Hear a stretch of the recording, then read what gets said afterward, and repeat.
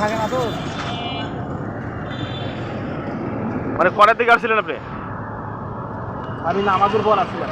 এশার নামাজের পরে? ওই শুক্রবারের নামাজের পর। মানে জুমার নামাজের পরে?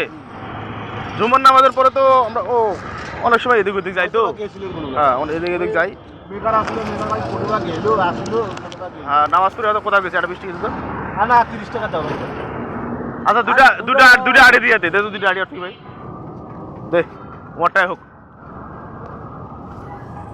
দে, দুটা আড়ি তুলি দে ওটা। না ওই দুটাই মনে করেন 20 টাকা।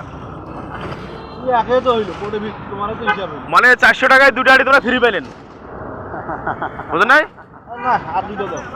তো এক কারণে আরেকটা বোঝাই দিয়ে দেই, কেন তোমার লস হয়? আরে এইটার দামে 400 টাকা, তোমাকে দুটা আড়ি আপিল করলেন দিন। এখন মেলা দূর যাওয়া লাগবে। এই জেলা 30 টাকায় কম হইল, তাহলে কি লাভটা হইল?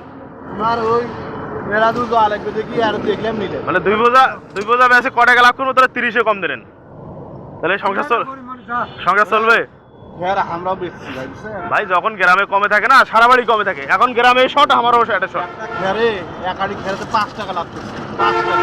এটা ঠিক আছে, লাভ যখন তর্ক করা বেয়াদবি হবে না, লাভ তো বর্গার সবসময় হয় না। এবার এমনও বোঝা আছে, মানে এখন কিনা দামে দেওয়া লাগে।